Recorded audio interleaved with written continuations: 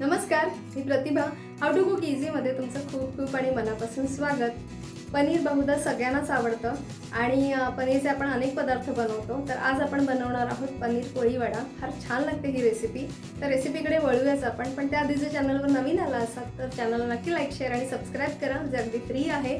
Bell icon press करा म्हणजे जेव्हा मी व्हिडिओ पोस्ट करते त्याचं नोटिफिकेशन तुम्हाला मिळेल. तर ही पनीर पोळी वडा रेसिपी कशी बनवायची त्यासाठी लागणारं साहित्य मी कृती पाहूया.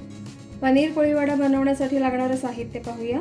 1 चमचा लाल तिखट, अर्धा चमचा जिरा पावडर, अर्धा चमचा धणा पावडर, चिमूटभर काळी मिरी पावडर, चिमूटभर चिली फ्लेक्स, 1 चमचा आलं लसूण हिरवी मिरचीची पेस्ट, पाव चमचा गरम मसाला, पाव चमचा चाट मसाला, पाव चमचा आमचूर पावडर आणि चवीनुसार मीठ. आता आपण पुढचे जिन्नस पाहूया. 200 ग्रॅम पनीरचे क्यूब्स करून घेतलेले आहेत. 2 मोठे चमचे बेसन, 2 मोठे चमचे कॉर्नफ्लॉर, 1 ते 1.5 चमचा लिंबाचा रस. अजून ह्याच्या व्यतिरिक्त आपल्याला 2 ते 3 चमचे घट्ट दही लागणार आहे. आता एका बाउलमध्ये सगळ्यात आधी आपण दही घालून घ्यायचं आहे. सो हे घट्ट दही घेतलेलं आहे मी. 2 चमचे आपण दही घेणार आहोत. हे दही छान असं थोडंसं फेटून घेऊया. आता दह्यानंतर आपण सगळे मसाले घालून घ्यायचे. तर सगळ्यात आधी धणा पावडर, जिरा पावडर,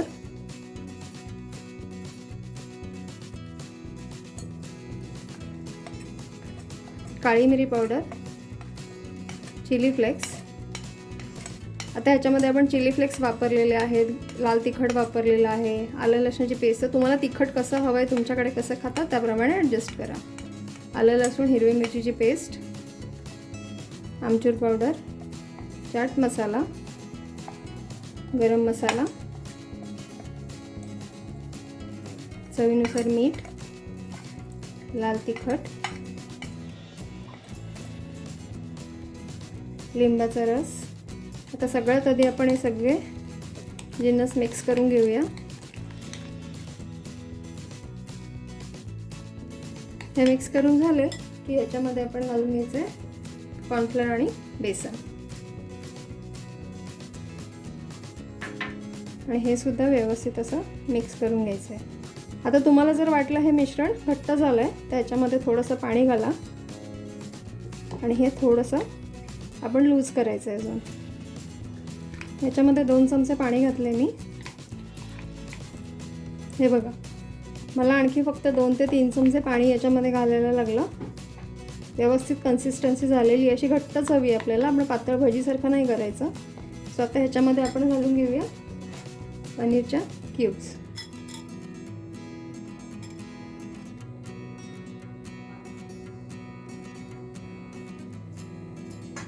हे सुद्धा व्यवस्थित अगदी हलक्या हाताने आपल्याला हे असं मॅरिनेट करून घ्यायचं आहे, नाहीतर पनीरला क्रॅक येऊ शकतो. पनीर व्यवस्थित मॅरिनेट करून झालेलं आहे. आता इथे महत्त्वाची टीप अशी, तुम्ही जर हे थोड्या वेळाने तळणार असाल तर हे फ्रीजमध्ये ठेवा. असंच ठेवलं तर दही टाकलेलं आहे, त्यात पनीर आहे, त्याला पाणी सुटू शकतं आणि मॅरिनेशन हे सगळं आपलं लूज होऊ शकतं.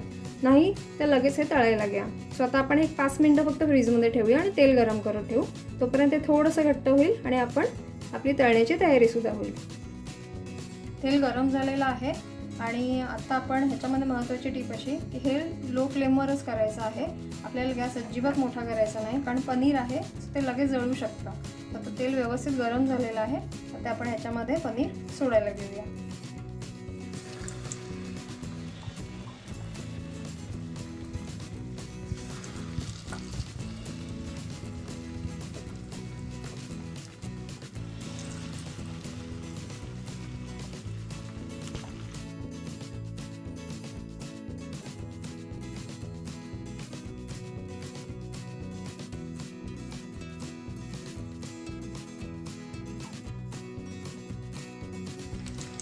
पनीर टाकल्यानंतर खूप वेळ लागत नाही. हे बघा, व्यवस्थित असे ब्राऊन झालेले आहेत,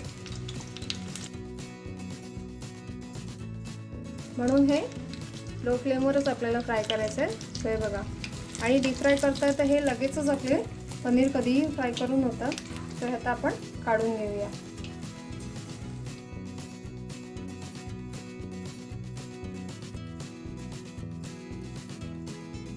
तर भन्नाट अशा चवीचं हे पनीर कोळीवडा नक्की ट्राय करा आणि तुमच्या प्रतिक्रियासुद्धा मला नक्की कमेंट्सद्वारे कळवा.